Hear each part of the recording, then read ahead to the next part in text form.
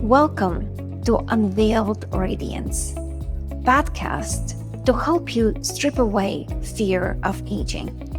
Hello, I'm Dr. Natalia, licensed naturopathic physician, aesthetic expert injector, and owner of Bloom Skincare. In each episode, we will discuss everything about skincare, strip away confusion about aesthetic medicine, and help you deeply understand what happens in your body as you start aging. We will invite expert opinion and, of course, science-backed information to help you deeply understand you.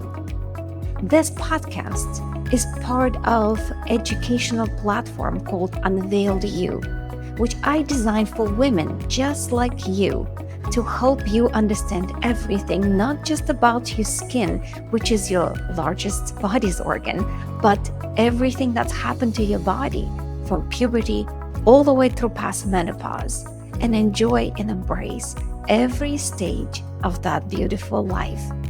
Let's get started. I am Natalia Borokovsky, and welcome to Unveiled Radiance. Hello, everyone. So in this exciting episode of Unveiled Radiance, I labeled this Breaking the Beauty Spell. I'm here with a wonderful, mysterious, and absolutely excellent Chelsea. I met her in Nashville, and she's a fascinating person to talk to because she is a hypnotist, not someone you meet every day.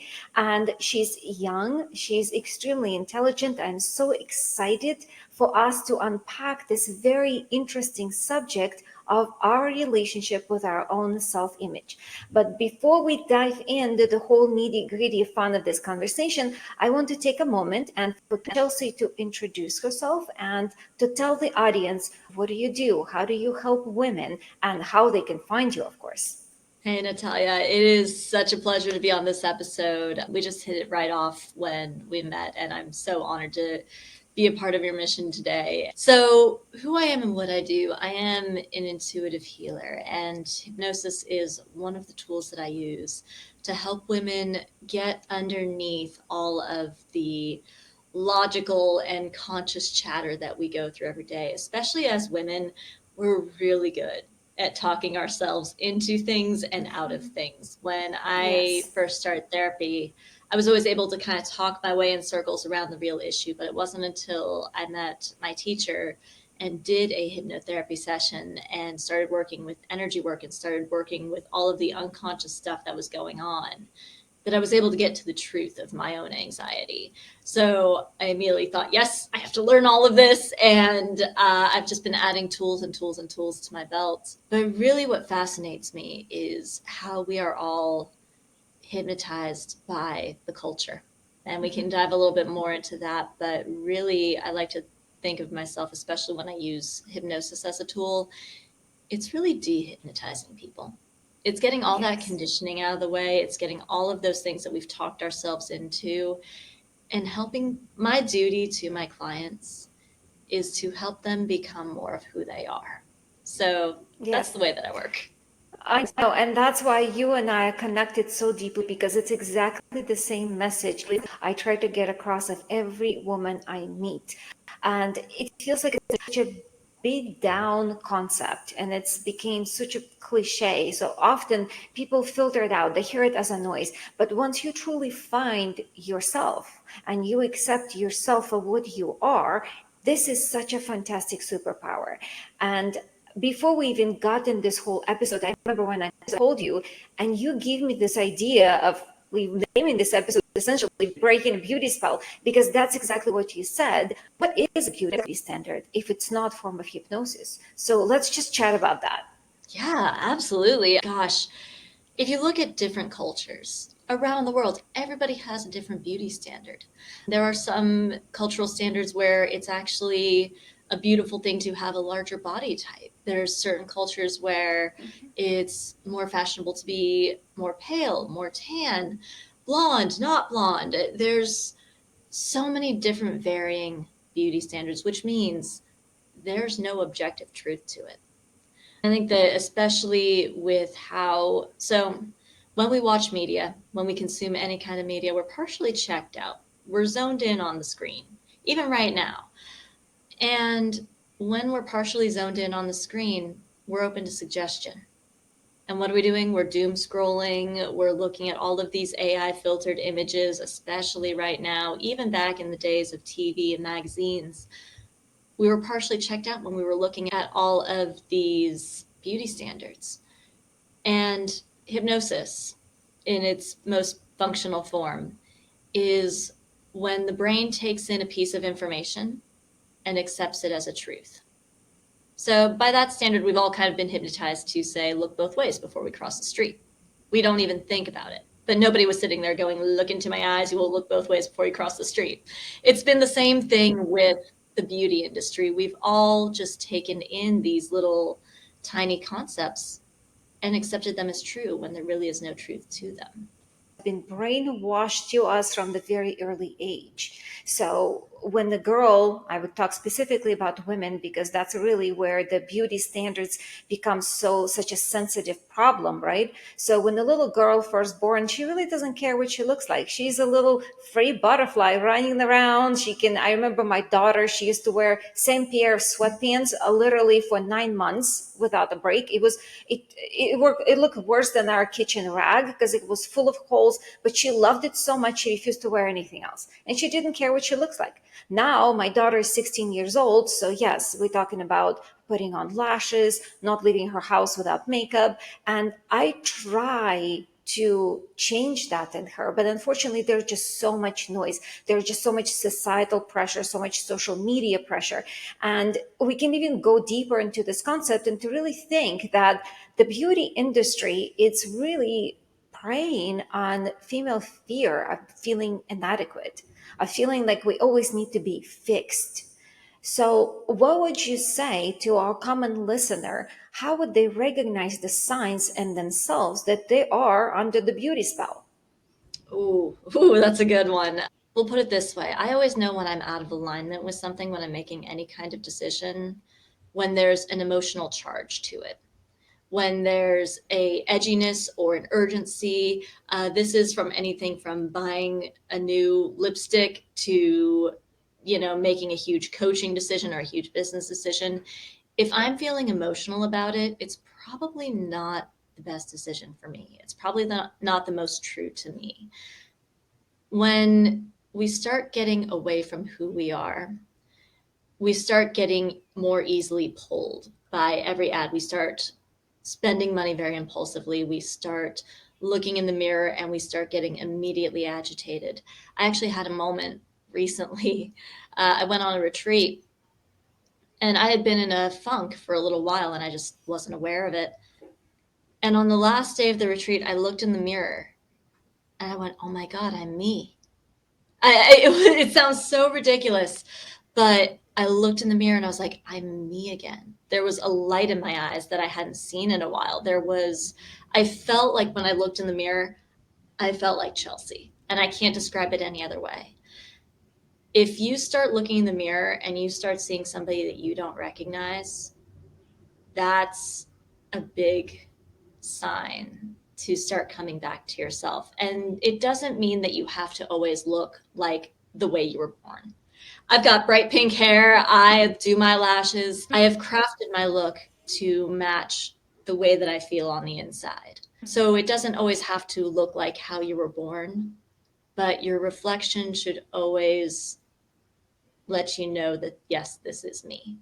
This is so powerful. Honestly, I have to say I'm a little envious because you are so young and you were able to arrive there. And it's such a superpower. For me, I am 48 years old and it's literally that all connection to my true self. It took me probably in my mid 40s to really truly realize that. And I remember I was talking to my friends because I have a lot of friends who are coaches, mental health coaches, the people who go to yoga retreats, a lot of people who work on their mental health. And I used to tell them, I'm just so driven of being authentic me. And they would used to ask me this question, well, what does that mean? I'm like, I don't even know.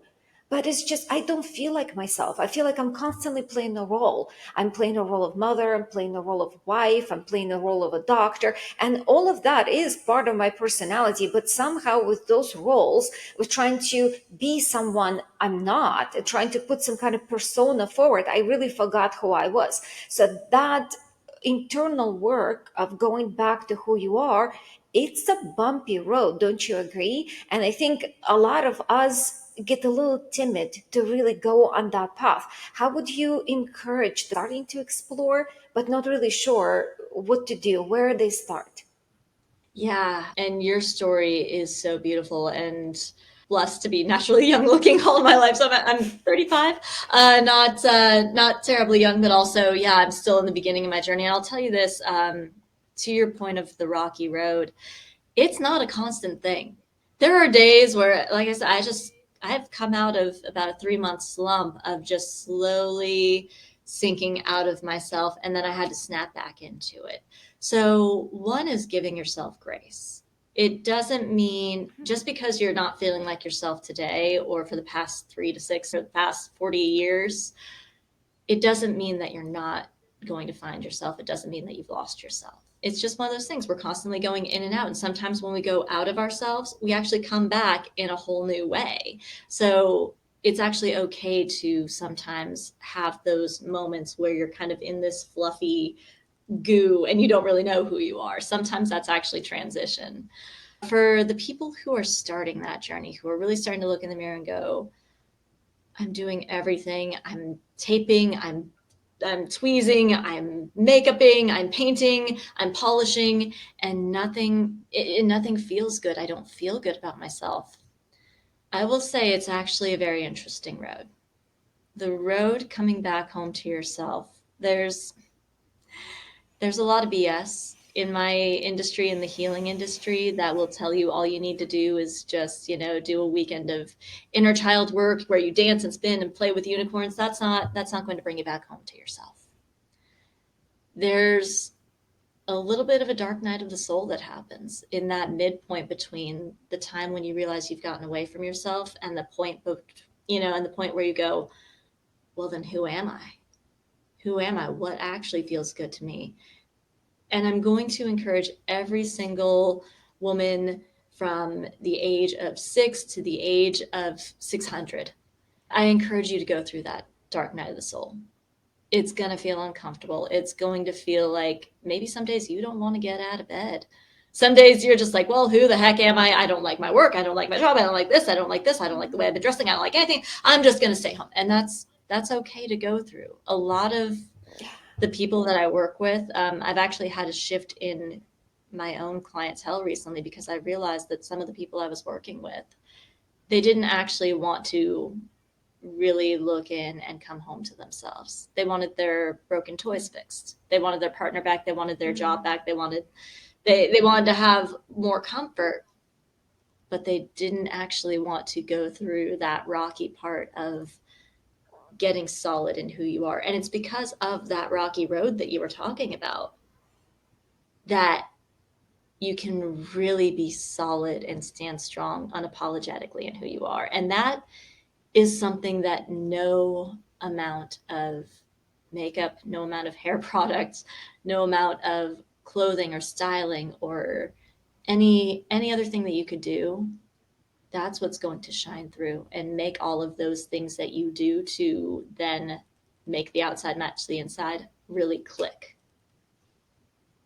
Yes, yeah, I cannot agree with you more.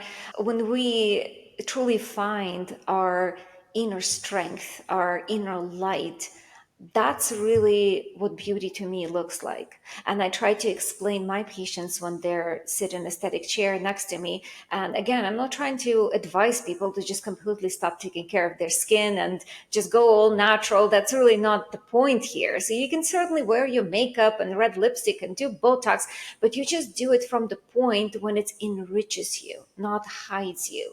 And that's exactly your point, Chelsea, because so many of us, we're trying to fix our environment around us. We try to feel like there's always some kind of fix to something. Either you're trying to fix things on your face, or trying to fix things on your body, or in your relationships. You're trying to fix your partner, but you don't really look at what's going on with you. What are you bringing to the story? And it really, with any decision in your life, just getting to that deep understanding yourself, it should be the number one step to absolutely everything in life.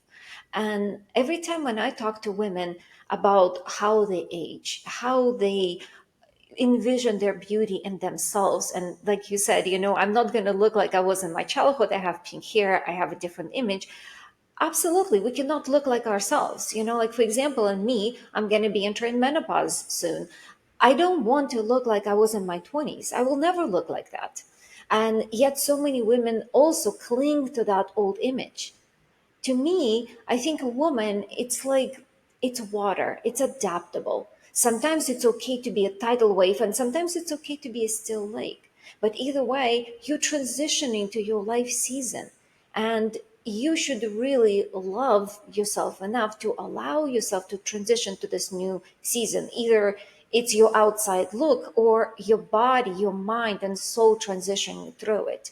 So it does absolutely, like you said, take so much courage to go through this. And it's so wonderful when we have women who are courageous enough to seek out help from you, who can actually guide them and help them to get to that level of self-discovery. So I guess my next question would be is, can you share with us kind of like a know-how? So imagine if I am a lost soul woman and I'm coming to you and I'm like, Chelsea, I want to find me. Where would you begin? What would be kind of like a first step? The first fear or the first belief that I always look for is an underlying belief of I'm not enough or I'm too much. And those two can really play back and forth. Sometimes I'm not enough will drive people to, like you said, fix and to modulate and see, okay, you know what, I just need to be a little bit more this. I just need to be a little more this. And all of a sudden, you're a person that you don't recognize. So I always look for I'm not enough. Sometimes it's I'm too much. And sometimes people have kept themselves demure. Sometimes people have minimized themselves. I have known many women who have been through narcissistic relationships who were told that they shouldn't wear makeup, who were told that they shouldn't dress the way they want to, or that they should do their hair differently because secretly that person that they were with was trying to minimize them. And they just kind of took it on and said, okay, well, I guess I don't know how to dress. I guess I'm just not that. No, that belief of I'm too much has been subtly shifting how they represent themselves. And honestly, some women need to go bigger. Some women are actually draining their energy by restricting themselves. So that's always the first thing I look for. The next thing is, especially with, and this is actually where I kind of want to ask you, and I want to kick it back to you. There seems to be a cultural fear of aging here in the West. I don't know what it's like in certain other Yes. cultures. Like I said, beauty can be a cultural thing as well. But here out in the States, we do not like the thought of wrinkles. We do not like the thought of gray hair. Even when we think it's fashionable, we're always considering those women who do this as courageous. You're so courageous to have wrinkles and gray hair. Like, what? It's called aging with grace. Yes. But Yes. we subtly reinforce that story. So I'm curious how, because honestly, here's the thing. I am an advocate for making the outside match the inside. I do love me some Botox. I love me some lashes. I love me some color. I have tattoos. I am all for modifications as well as decoration. How do you discern when somebody is coming to you out of that powerful place of, yes, I just want to look a little bit more like this because it makes me feel like me, versus I'm coming to you in fear and I need you to fix me?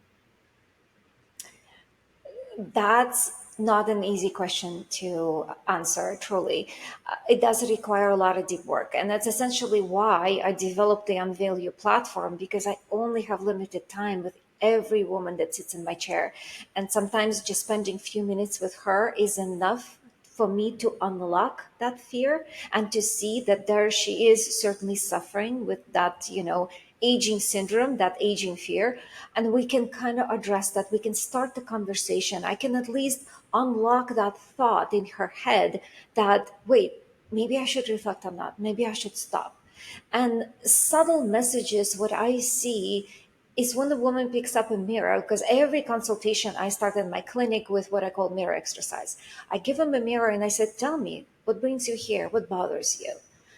And then if it starts with a really aggressive criticism, something like, oh my gosh, you can clearly see I'm so ugly. My face is full of wrinkles. My skin is hideous. My pores are gigantic. I have all those brown spots everywhere. And I'm looking at her and I see this absolutely stunning, bright blue eyes and an absolutely charismatic, unforgettable smile. And that's what I see. And I try to explain it to her that subtle messages, when the woman becomes so aggressively critical towards herself, that's my first red flag. That's when I'm trying to, okay, take a deep breath, look at your reflection again and see what I see. I see bright blue eyes. I see this unforgettable smile. Let's start with that. And if there's a one feature you will pick that really bothers you, you just cannot cover it with a makeup, and that's all you see on photographs.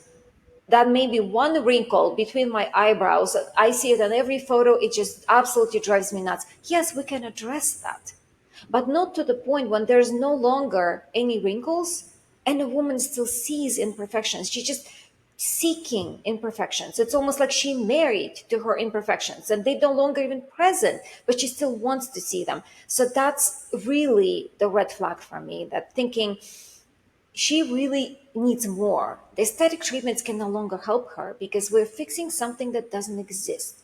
And overall, even the word of fixing, it's something I hate, absolutely hate, because I feel like women are not broken dolls. We do not need to be fixed. There's a couple little tweak mispolishments, maybe, but ultimately, self care, it's a form of self respect. It's a form of honoring your body. It's mainly taking care of your skin. It's your largest organ. It's not looking flawless and have a frozen face. That's completely wrong approach to beauty. And you brought up something really, really powerful there, is that, when people don't see their own beauty, one layer of the beauty spell is that we've been taught not to see our own beauty. We've been taught that it's not humble, it's not polite, it's conceited if we celebrate our beauty. So many people have actually, again, it plays right into hypnosis. It is a spell. Well, hypnosis and spells are two different things, but honestly, they work the same.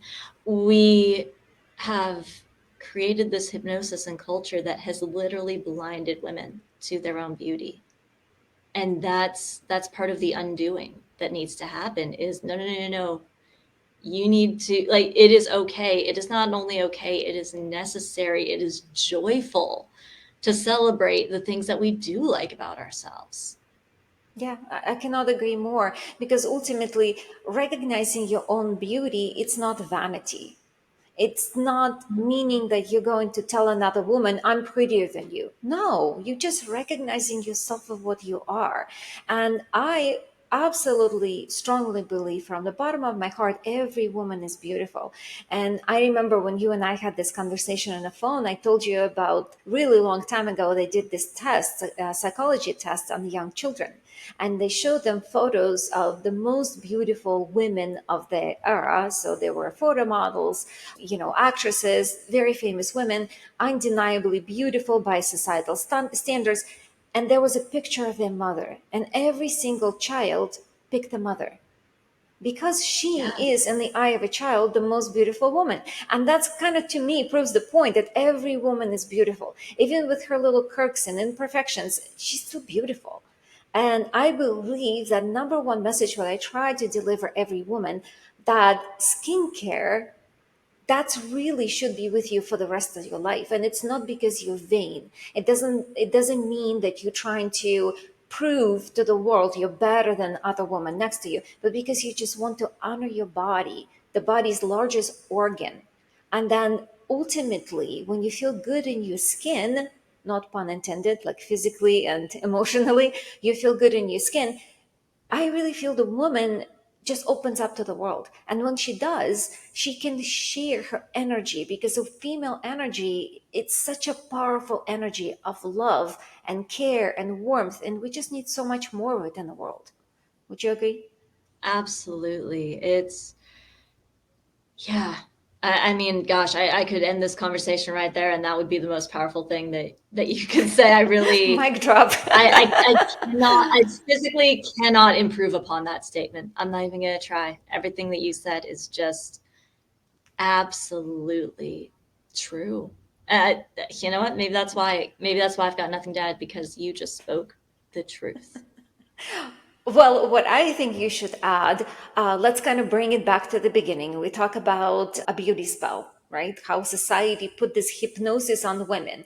So let's kind of give them something, some kind of little tool to take at the end of this conversation, something they can do, maybe a little ritual, something every day to start breaking the beauty spell. So what would you say?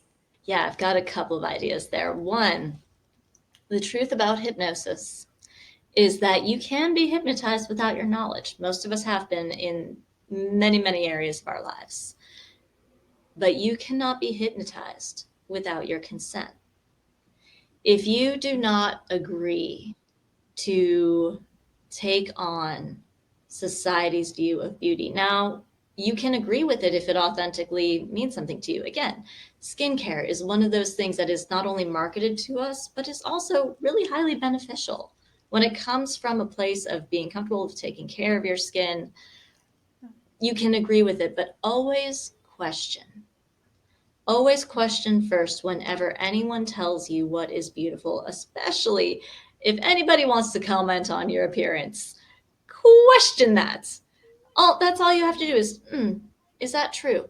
Is that true? Are they coming Right. from a place of wanting my money? Are they coming from a place of wanting my esteem? Are they coming from a place of wanting my light? There's a billion different things, but always question it first. Just get that filter up before you just take it in and accept it. The exercise that really changed my life, and I did learn this from my hypnosis mentor, set yourself aside some time for this, because it's going to take some time. Sit in front of a mirror. And if you so choose to do this in a bikini or in the nude, I encourage this, but if you want to just sit there as you are, but do look yourself in the mirror. Look yourself in the mirror, look yourself in the eye. Set aside a good couple hours for this. I mean it. And look yourself in the eye and say, I love you. I love you. And repeat it. And what's going to happen is for the first maybe 15 minutes, you're going to go, okay, this is goofy. Like, seriously, I'm just saying I love you to a mirror. This doesn't mean anything. Then all of a sudden, those little gremlins are going to start coming up. Those little gremlins of, oh yeah, even though you have this wrinkle here, yes, I love you. Really, even though your nose has been broken and it's crooked, yes, I love you. Some of it's actually going to get really hard to say, yes, I love you to. Even though you made that mistake that one time back when you were in high school and you're so humiliated about it, yes, I love you. And eventually you're going to come through on the other side where that little self-critical voice is going to have nothing left to throw at you that you won't say, yes, I love you to. And it was so powerful. All it took was once to create a permanent shift in how I saw myself. And every so often when I feel myself starting to go off the rails a little bit, when that little self-critical voice starts trying to come back at me, I will set aside time. I will sit in front of a mirror and I will do that. And and this is what I mean about the hard, not so glamorous work. This isn't a quick exercise. It's not a quick tip. Yes. It is a downright, you might even, be bawling by the end of it. But that's what it takes to walk through that rocky path and come out solid on the other side in knowing, yes, that gremlin can say whatever it wants, and I'm going to say I love you right back to it. Wow.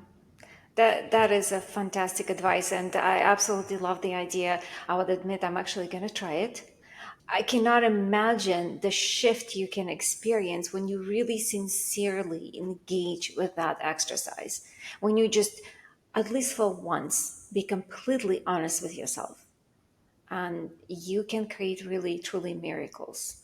So I am so honored you joined me today. I think we had a fantastic conversation. I'm sure our listeners truly enjoyed that. And we will put all the Chelsea's contact information below so you can contact her, learn more about hypnosis. Chelsea, do you accept people for like online conversation, like a telemedicine, we call it, appointments? Yep. So I offer a complimentary consultation to all of my clients. I want to make sure that we're both a good fit for each other.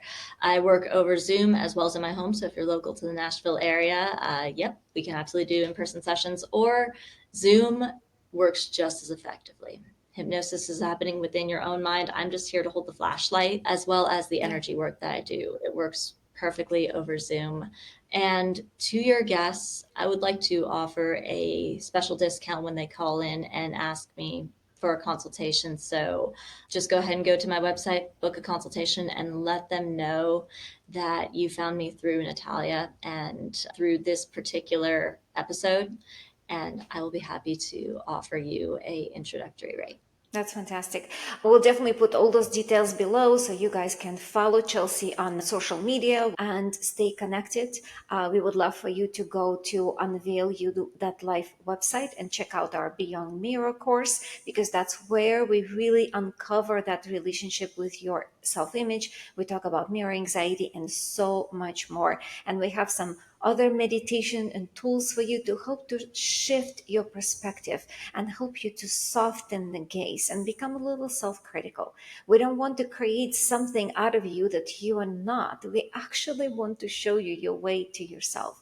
And if you're courageous enough to go on a journey, we'll be so honored to guide you to it. So thank you for joining us. And thank you, Chelsea. It was such a pleasure. Natalia, it was an honor. I'm so overjoyed that we met, and I'm so overjoyed to be able to speak to your audience today. Thank you. This is a wonderful, wonderful space that you've created. Thank you for joining me on Unveiled Radiance. If this episode resonates with you, please share with someone you love, with another woman who might need to hear this information. And for full experience, head to unveilyu.life, where we share everything about skin, hormones, and even self-confidence. Until the next time, thank you for joining me, and please take care of yourself from inside